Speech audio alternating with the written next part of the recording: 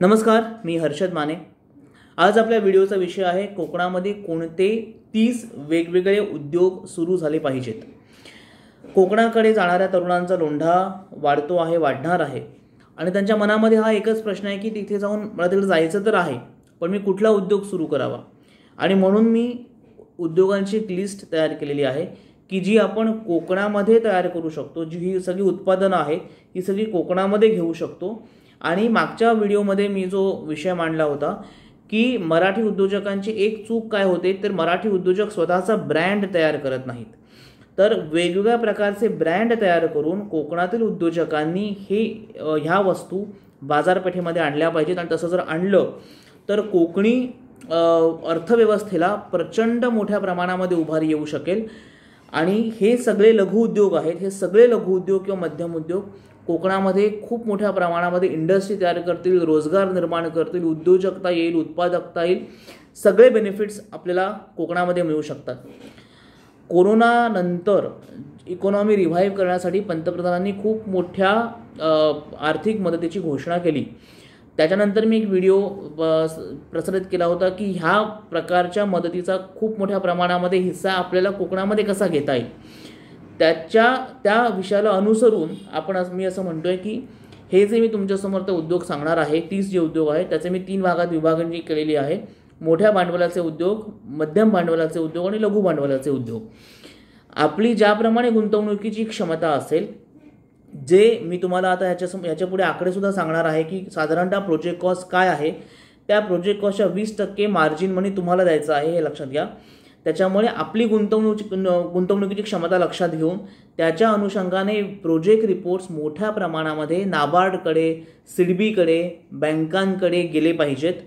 आणि जर असं झालं तर मोठ्या प्रमाणामध्ये हा जो पैसा बँकांकडे आहे, सिडबीकडे, नाबार्डकडे आहे, जो गव्हर्नमेंटने दिलेला आहे, तो मोठ्या प्रमाणामध्ये पैसा आपल्या कोकणामध्ये येऊ शकेल।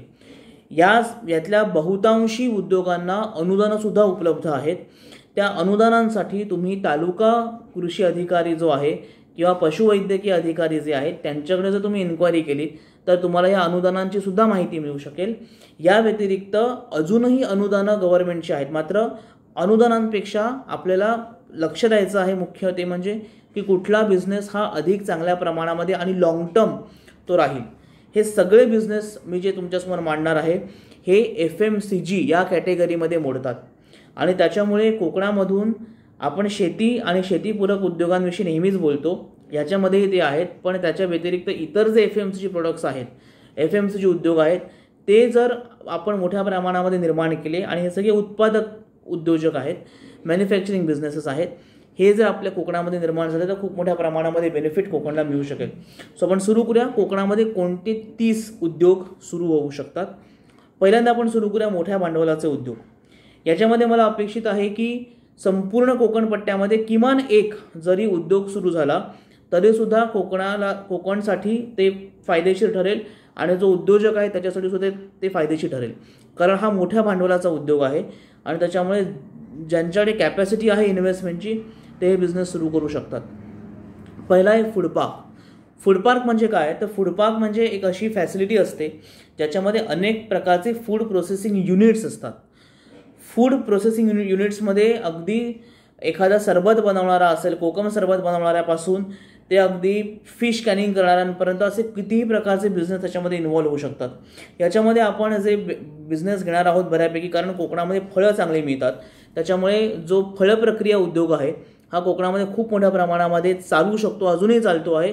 मात्र जसं मी म्हटलं की ब्रँड डेव्हलपमेंट हा अतिशय महत्त्वाचा विषय आहे ज्याच्याकडे आपण कोकण उद्योजकांनी लक्ष दिलं पाहिजे। सो फूड पार्कमध्ये अशा पद्धतीची फॅसिलिटी निर्माण करता येऊ शकते की जिथे खूप मोठ्या प्रमाणामध्ये फूड प्रोसेसिंग युनिट्स तयार होतील। या फूड पार्कला गव्हर्नमेंटच्या सबसिडीज मिळतात।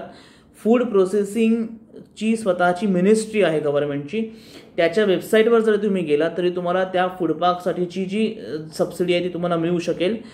त्याच्यामुळे फूड पार्क हा खूप मोठा बिझनेस आहे।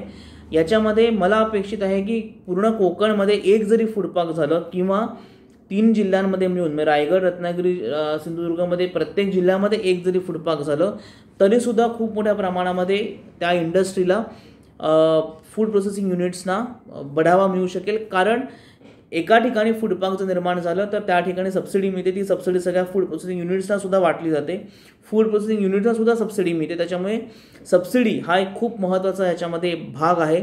आणि जर फूड पार्क असेल किंवा कुठल्याही क्लस्टरमध्ये बँकांना सुद्धा सोयीचं पडतं किंवा गुंतवणूकदारांना सुद्धा सोयीचं पडतं, कारण ते तिकडे इन्व्हेस्टमेंट करू शकतात. सो फूड पार्क हा एक खूप छान बिझनेस आहे जो कोकणामध्ये उभा राहू शकतो. दुसरं म्हणजे कोल्ड स्टोरेज. कोकणामध्ये फळं तयार होतात, भाज्या तयार होतात, मासे कोकणामध्ये आहेत. हे सगळे नाशवंत पदार्थ आहेत. आता आपल्या सगळ्यांना माहिती आहे की जेव्हा एखादा पदार्थ हा नाशवंत असतो, तो जेव्हा मार्केटमध्ये येतो तेव्हा त्याची व्हॅल्यू जास्त असते. जर तो विकला गेला नाही तर त्याची व्हॅल्यू कमी होते. याचं कारण जो उत्पादक असतो त्याच्या डोक्यावर सतत टांगती तलवार असते की जर हा विकला गेला नाही तर हा पदार्थ फुकट जाईल. त्याच्यामुळे आणि बऱ्याच शेतकऱ्यांचं नुकसान ह्याच्यामुळेच होतं. हे इकॉनॉमिक्स आहे, हे अगदी आपण लहानपणापासून ऐकत आलेलो आहोत. ह्या इकॉनॉमिक्सला जर आपल्याला तडा द्यायचा असेल तर आपल्याला कुठली 2 गोष्टी केल्या पाहिजेत. तर एक म्हणजे गोडाऊन्स तयार केली पाहिजेत आणि सेकंड म्हणजे कोल्ड स्टोरेज तयार केले पाहिजेत. गोडाऊनची इन्व्हेस्टमेंट जी आहे ती तुलनेने कमी आहे. त्याच्यामुळे मी अपेक्षा करतो की प्रत्येक जिल्ह्यामधून किमान एक जण पुढे येऊ शकेल की जो गोडाऊन्स तयार करेल. आणि गोडाऊन जर तयार केले तर जो मोठा माल जो शेतमाल तयार होतो आहे तो त्या गोडाऊन्समध्ये डंप होऊ शकेल आणि त्या गोडाऊनमधून तो ज्या वेळेला मार्केटची गरज असेल त्यावेळेला तो बाहेर पडू शकेल.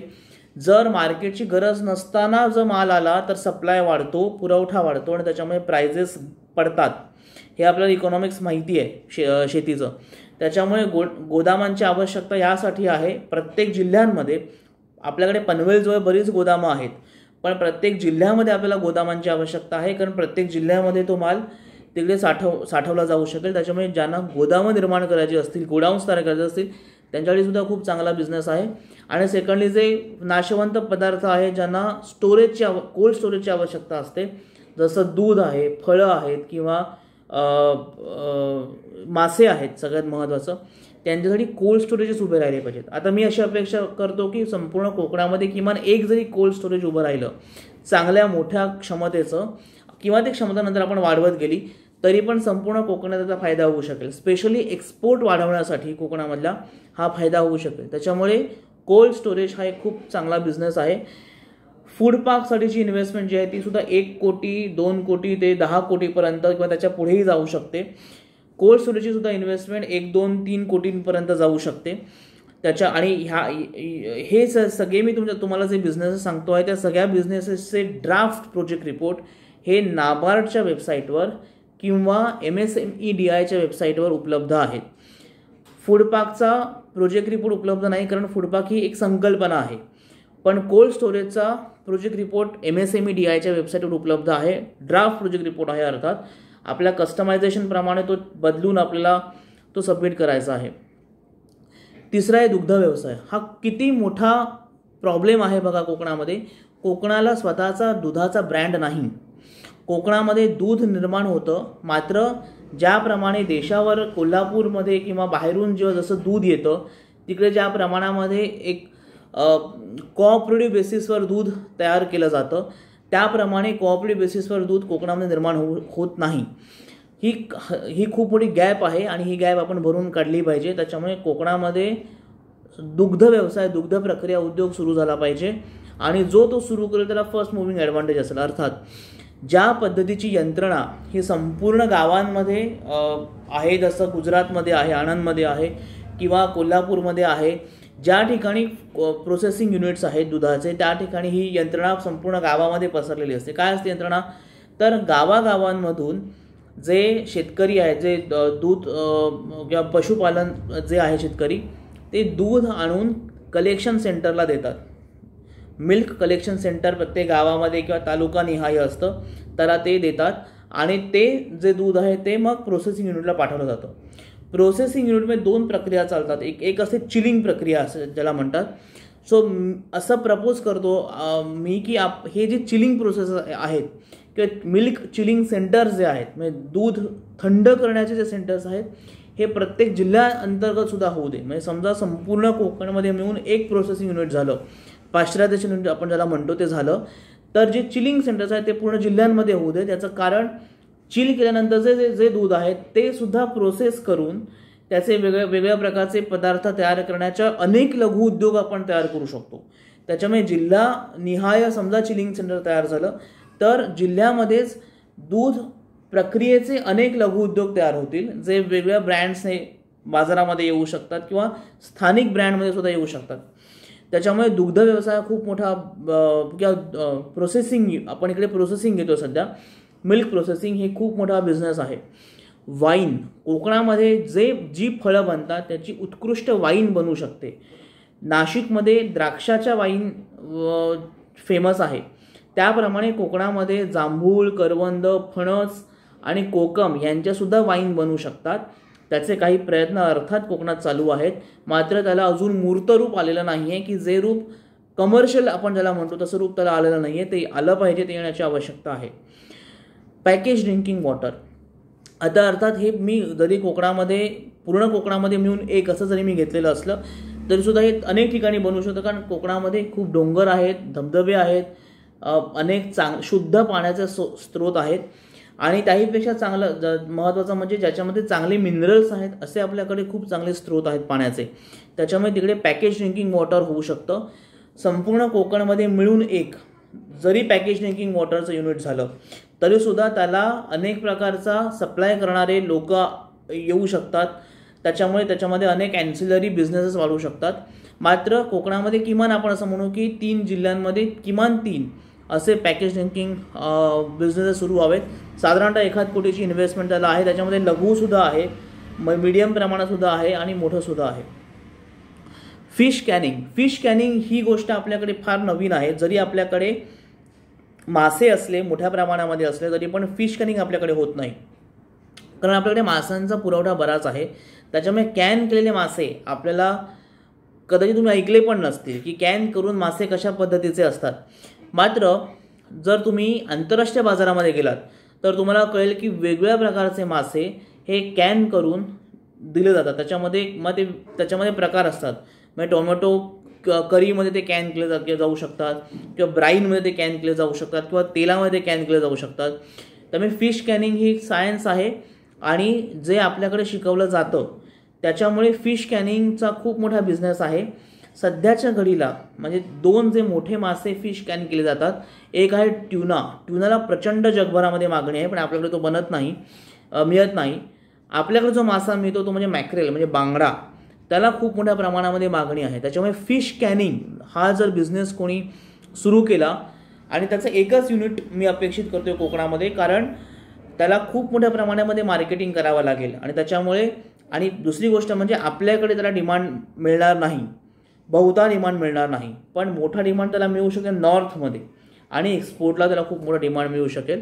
मी स्वतः प्रयत्न करतोय की कारण फिश कॅनिंगसाठी आपल्याला कडक मासा लागतो. ट्यूना हा अतिशय कडक मासा आहे, तसंच मॅक्रेल हा कडक मासा आहे बांगडा, तसाच कोलंबीसुद्धा कडक मासा आहे. कोलंबीचं आतापर्यंत कॅनिंग फारसं मी पाहिलेलं नाही. त्याच्यामुळे मला असं वाटतं की बांगडा आणि कोलंबी हे 2 मासे असे आहेत की जे आपण कोकणामधून कॅन करून एक्सपोर्ट करू शकतो.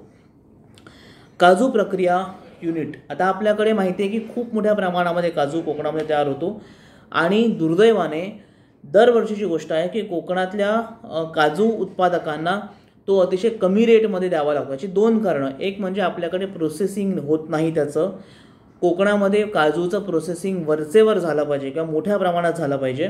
आणि दुसरी गोष्ट म्हणजे आपल्याकडे गोडाऊन्स नाही आहेत. त्याच्यामुळे आज जर काजू तयार झाला तर मला तो काजू आजच्या आज विकावा लागतो. मी 2 महिने जर थांबलो तर काजूला चांगला रेट मिळू शकतो, मात्र तेवढी थांबण्याची माझी कॅपॅसिटी नसते. त्याच्यामुळे काजू प्रक्रिया युनिट आपल्याकडे तयार झालं पाहिजे आणि ते मोठ्या प्रमाणामध्ये इकडे मी मोठ्या भांडवलाच्या उद्योगामध्ये घेतलं आहे. तेच तुम्ही लघु उद्योगामध्ये पण घेऊ शकता. अगदी 200 किलोपासून ते अगदी 2 टनांपर्यंत आपण कितीही काजूंचं युनिट करू शकतो. त्याच्यामुळे इथे मी ते मोठ्या प्रमाणामध्ये घेतलं आहे की तसं किमान कोकणामध्ये किमान 1 असं ते युनिट होण्याची आवश्यकता आहे. आणि जर 2 जिल्ह्यांमध्ये रत्नागिरी आणि सिंधुदुर्गमध्ये 2 झाले तर अधिक उत्तम. सो हे असे उद्योग होते जे प्रत्येक पूर्ण कोकणमध्ये मिळून किमान 1 तरी झाला पाहिजे आणि या प्रत्येकाची इन्व्हेस्टमेंट कॅपॅसिटी ही साधारणतः 1 कोटीच्या वर आहे. त्याच्यामुळे त्या पद्धतीची इन्व्हेस्टमेंट कॅपॅसिटी आपल्याकडे असल्यानंतर आपण याच्यामध्ये इन्व्हॉल्व होऊ शकतो. आता मी जे बिझनेस घेणार आहे ते आहे जिल्हा निहाय उद्योग. त्याच्यामध्ये प्रत्येक जिल्ह्यामध्ये किमान एक असे ते उद्योग तयार झाले पाहिजेत अशी मी अपेक्षा करतो. सो त्याच्यामध्ये 3 आहेत. एक आहे भाजीपाला प्रक्रिया. आता भाजीपाला प्रक्रियामध्ये 2 प्रकारचे बिझनेस याच्या पुढे पण तुम्हाला दिसतील. एक आहे रेडी टू ईट. अशा पद्धतीचे आपल्याला माहिती आहे, अशा पद्धतीचे पॅकेट्स मिळतात. तो बिझनेस आपण सुरू करू शकतो आणि तो बिझनेस सुरू करण्यासाठीची लागणारी मशिनरी, लागणारं तंत्रज्ञान आपल्याला माहिती आहे, त्याचं ट्रेनिंग मिळतं. त्याच्यामुळे भाजीपाला प्रक्रिया हा जो बिझनेस आहे मी ते घेतला, तो 40 ते 50 लाखांमध्ये तयार होणारा बिझनेस आहे. तुम्हाला नाबार्डच्या वेबसाईटवर ह्याचा तुम्हाला ड्राफ्ट प्रोजेक्ट रिपोर्ट बघायला मिळू शकेल. भाजीपाला प्रक्रिया हा बिझनेस आहे जो किमान प्रत्येक जिल्ह्यामध्ये एक झाला पाहिजे अशी मी अपेक्षा करतो. आता याच्यामध्ये हा पहिला बिझनेस झाला. सेकंड त्याचा प्रकार आहे तो म्हणजे डिहायड्रेट करून भाजी विकणं, म्हणजे अर्थात तोच रेडी टू ईटवालाच कन्सेप्ट आहे तो. त्याच्यामुळे भाजीपाला प्रक्रिया हा खूप चांगला बिझनेस आहे. मिल्क चिलिंग सेंटर मगाशी मी म्हटलं, आणि ready to eat. Ready to ईटमध्ये सुद्धा आता इकडे भाजीपाला हा महत्त्वाचा त्याच्यामध्ये फॅक्टर आहे की, आणि आपल्याला कुठल्या कुठल्या प्रकारचे रेडी टू ईट मिळतात प्रॉडक्ट्स आपल्याला माहिती आहेत. तेच प्रॉडक्ट्स किंवा त्या पद्धतीचे प्रॉडक्ट्स आपण जर कोकणामधून सुरू करू शकतो. जसं कोकणामध्ये मला एक प्रोडक्ट चांगला मिळालं ते म्हणजे फणसाची भाजी. ही ह्या पद्धतीने सध्या केली जाते आणि याची जी प्रोसेस आहे रेडी टू ईटची, ती सुद्धा कॅनिंगच प्रोसेस आहे. जी आपण फिश कॅनिंगला वापरतो तीच कॅनिंगची प्रोसेस इकडे सुद्धा घडते. त्याच्यामुळे जर या पद्धतीचं कॅनिंग आपण टेक्नॉलॉजी आपल्याकडे असेल तर आपण दोन्ही पद्धतीचं कॅनिंग इकडे करू शकतो. त्याच्यामुळे रेडी टू ईट म्हणजे ज्यांची क्षमता आहे 40-50 लाखांची इन्व्हेस्टमेंट जे करू शकतात त्यांच्यासाठी रेडी टू ईट आणि भाजीपाला प्रक्रिया हे दोन्ही बिझनेस आहेत. आता आपण तिसऱ्या भागामध्ये येऊया, ज्याच्यामध्ये मी तालुकानिहाय बिझनेस काढलेले आहेत. याच्यामध्ये लघु आणि मध्यम पद्धतीचे उद्योग आहेत. पहिला काजू प्रक्रिया उद्योग. अर्थात आपल्याला माहिती आहे काजू प्रक्रिया त्याचं जे प्रोसेसिंग युनिट असतं ते अगदी 5 लाखापासून चालू होतं. त्याच्यामुळे मी असं अपेक्षा करतो की प्रत्येक जिल्ह्यामध्ये किमान 5 लोकांनी तरी ते करावं आणि साधारण त्याची जी इन्व्हेस्टमेंट आहे ती आपल्याला 20 ते 30 लाखाच्या घरामध्ये असेल. त्याच्यामुळे ती मशिनरीप्रमाणे अवलंबून आहे, प्लस त्याच्यामध्ये जे मटेरियल आहे आपण घेतो त्याच्यावरती अवलंबून आहे. दुसरं आहे मँगो प्रोसेसिंग युनिट. आपल्याकडे खूप मोठ्या प्रमाणामध्ये हापूस आंब्याचं प्रोसेसिंग केलं जातं, मात्र इतर जे आंबे आहेत त्यांनासुद्धा तेवढ्याच मोठ्या प्रमाणामध्ये डिमांड आहे, मागणी आहे. त्याच्यामुळे त्याचं आपण मँगो प्रोसेसिंग युनिट आपण तयार करू शकतो. तिसरं आहे कोकोनट मिल्क. आता कोकोनट आपण खोबरं किंवा नारळ आपल्याकडे मोठ्या प्रमाणामध्ये तयार होतो आपल्याला माहिती आहे, पण विशेषतः चांगल्या ज्या डिशेस आहेत जे शेफ बनवतात त्याच्यामध्ये कोकोनट मिल्कचा वापर केला जातो. हे कोकोनट मिल्क आणि कोकोनट मिल्क पावडर हे दोन्ही प्रकारचे बिझनेसेस आपण तयार करू शकतो आणि याला चांगल्या पद्धतीचा डिमांड आहे. त्याच्यामुळे 40 लाखापर्यंत ही इन्व्हेस्टमेंट करून आपण हे करू शकतो. आणि कोकोनट मिल्क पावडर आणि आपली नॉर्मल मिल्क पावडर या दोघांचं सुद्धा युनिट हे आपण 40 लाखामध्ये करू शकतो. त्याच्यामुळे कोकोनट पावडर हा बिझनेस आहे. बेकरी बिझनेस आहे. आता बेकरीची जी रिक्वायरमेंट आहे ही स्थानिक लेवलला सुद्धा असते. म्हणजे बेकरीमध्ये आपण पाव आहेत आपल्याकडे, ब्रिटानिया फॉर एक्झाम्पल आहे, विब्स आहे, यांचे आपल्याला पाव ब्रेड्स आपल्याला मिळतात. त्या अजूनही वेगळ्या प्रकारचे पाव डेव्हलप होतात, केक वेगळ्या प्रकारचे डेव्हलप होतात. त्याच्यामुळे बेकरी बिझनेसला खूप चांगल्या मध्ये डिमांड आहे आणि खूप चांगले आपण डिव्हिजन्स असे तयार करू शकतो. म्हणजे आपण कुठलं तरी एक प्रॉडक्ट डिसाईड करून बेकरीमधलं आपण करू शकतो. जो एक अतिशय छान बिझनेस कोरोनाच्या कालखंडात मला दिसला तो म्हणजे नूडल्स बिझनेसचा. आणि मला असं वाटतं की मॅगीने खूप छान बिझनेस ह्या कालखंडामध्ये केला, कारण रेडी टू ईट 2 मिनिटामध्ये ते बनतं. त्याच्यामुळे नूडल्स हा एक खूप छान बिझनेस आहे. आपण नूडल्समध्ये आपण वेगवेगळे प्रकार करू शकतो, वेगवेगळे आपण त्याच्यामध्ये टेस्ट आणू शकतो. त्याच्यामुळे नूडल्स हा एक चांगला बिझनेस आहे. मी असं अपेक्षित करतो की किमान प्रत्येक जिल्ह्यातल्या किमान 5 लोकांनी हे केलं पाहिजे. साबण. आता साबणामध्ये खूप प्रकार आहेत आपल्याला माहिती आहे आणि अतिशय लोकप्रिय प्रॉडक्ट आहे साबण भारतामध्ये, कारण भारतामध्ये सौंदर्य प्रसाधनांना प्रचंड मोठ्या प्रमाणामध्ये मागणी असते. पण साबण हे असं सौंदर्य प्रसाधन आहे की जे पुरुष आणि स्त्रिया दोघेही वापरतात. त्याच्यामुळे साबणांचे खूप चांगल्या प्रकारचे प्रकार आपण आणू शकतो. आणि याच्यामध्ये सुद्धा आपण ज्या कोकणमध्ये सापडणाऱ्या जी फुलं आहेत त्यांचे इसेन्स देऊन आपण साबण तयार करू शकतो, की जे कोकणाचं जे वैशिष्ट्य होऊ शकतं. त्याच्यामुळे साबण हा एक खूप महत्त्वाचा बिझनेस आहे, अतिशय मायन्यूट बिझनेस आहे, जो आपण अतिशय निग्लिजिबल मानतो. आपण असं मानतो की ठीक याच्यामध्ये काय, पण खूप मोठा बिझनेस आहे हा. त्याच्यामुळे साबण म्हणजे हा मी आंघोळीचा साबण ह्या अर्थाने म्हणतोय.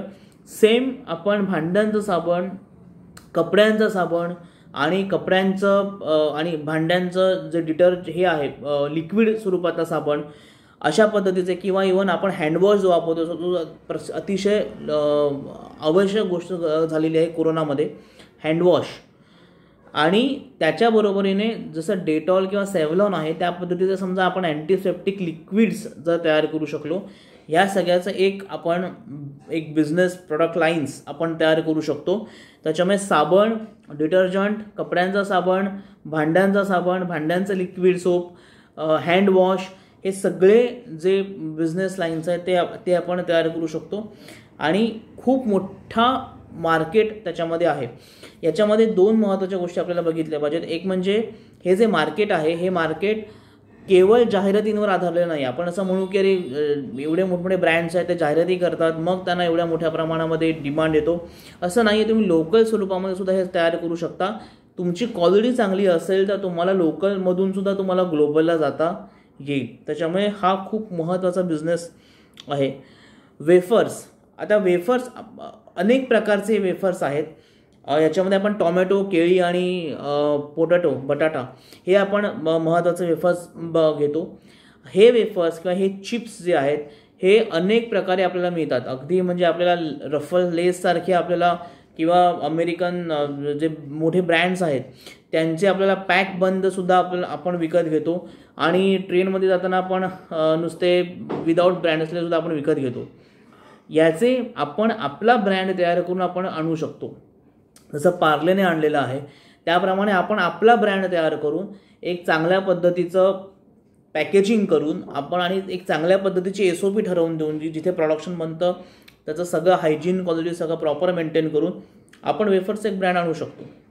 सो वेफर्स हा एक सिमिलरली साबणासारखा आहे की जो अतिशय असं वाटतं की अरे ह्याच्यामध्ये काय एवढं मोठं आहे, पण तो खूप मोठा बिझनेस आहे आणि प्रचंड मोठ्या प्रमाणात डिमांड त्याला आहे.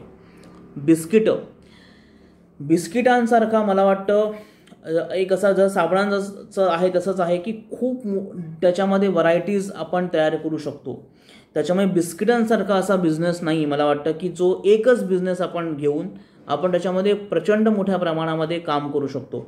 लोकल टू ग्लोबल बिस्किटांमध्ये आपण जे नॉर्मल 3 बिस्किट आपण घेऊ, जे ग्लुकोज सारखी बिस्किट आहेत ती आपण घेऊ, क्रीम बिस्किट आहे ती आपण घेऊ, आणि त्यानंतर काही विशिष्ट टेस्टची बिस्किट असतात.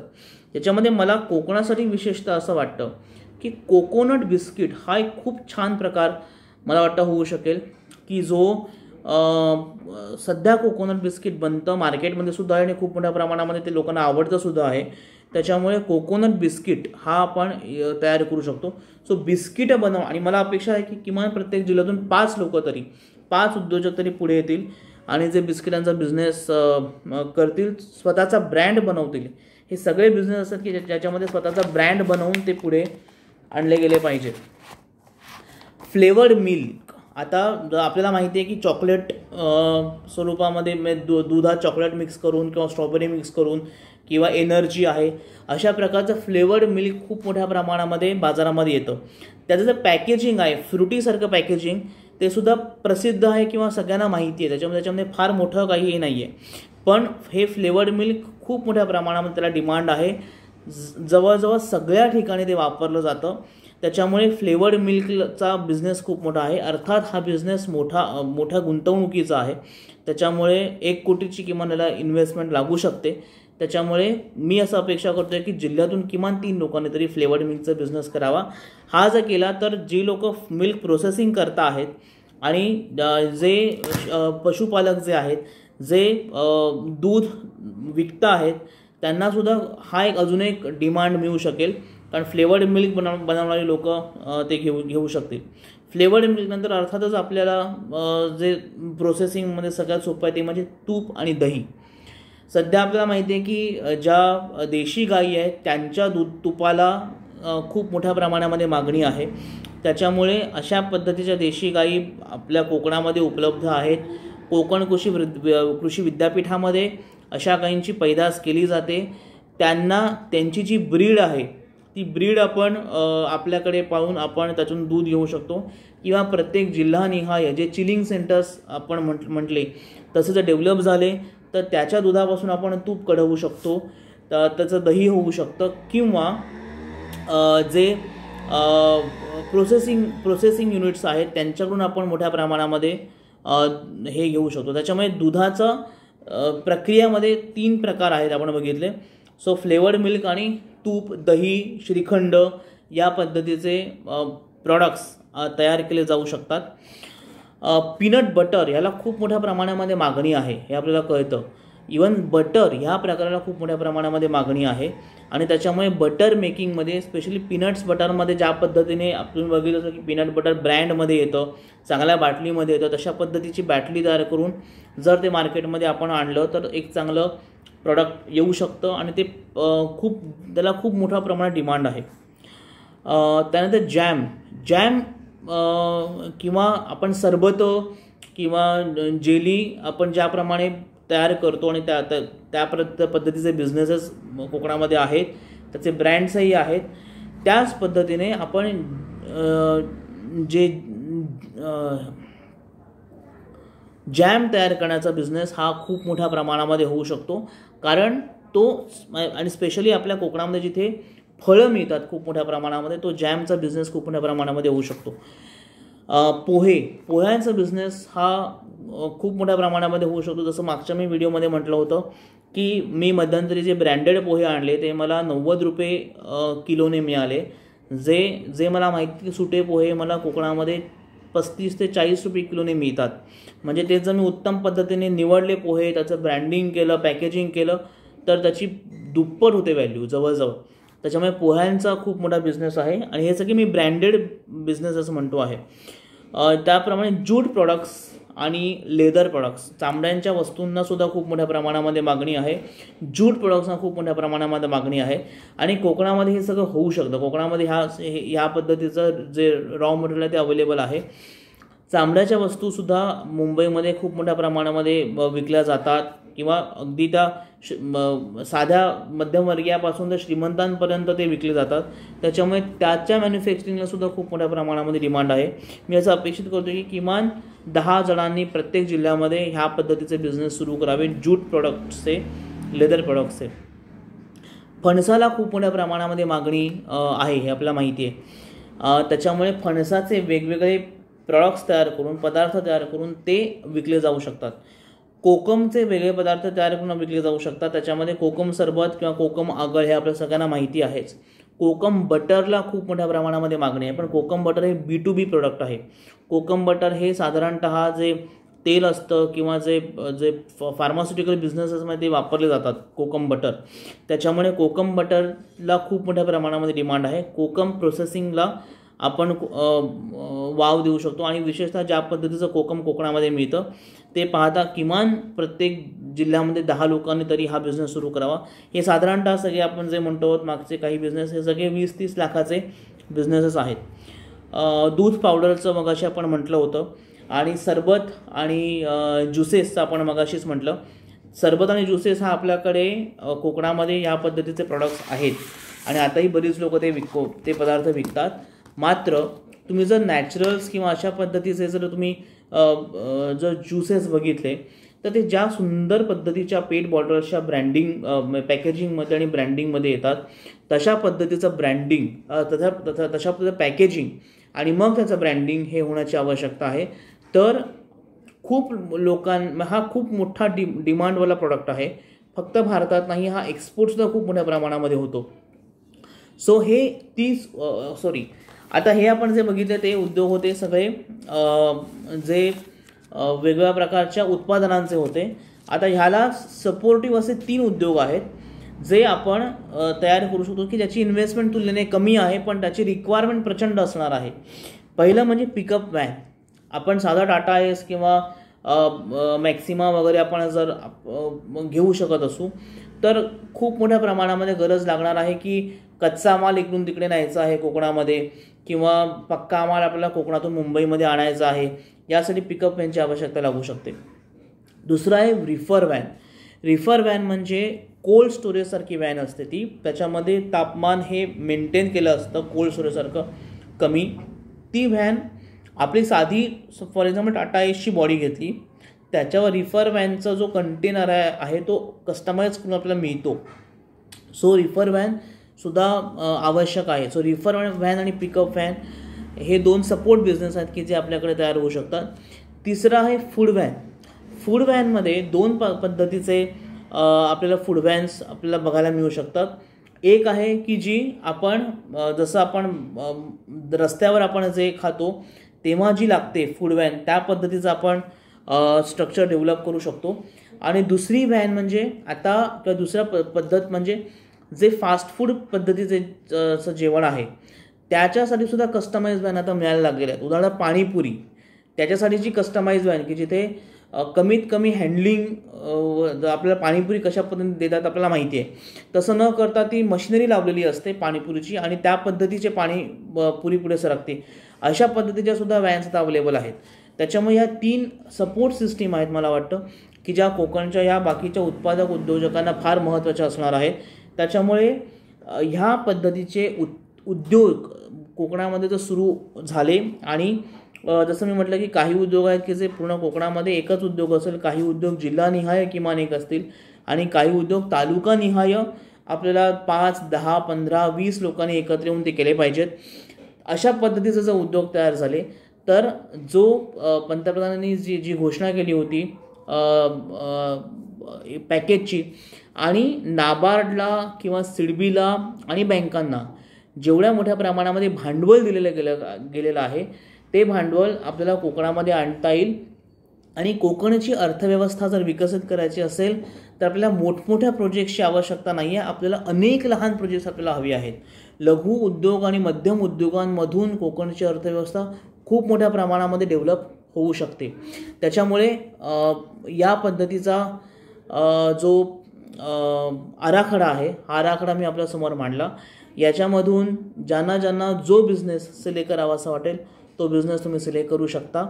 आणि लवकरच आपण ह्याचे प्रशिक्षण कार्यक्रम आपण लॉकडाऊन एकदा उठलं की आपण सुरू करू आणि त्यानंतर अधिक चांगल्या पद्धतीने आपल्याला या बिझनेससाठी इंटरॅक्शन करता येईल. धन्यवाद. जय हिंद, जय महाराष्ट्र.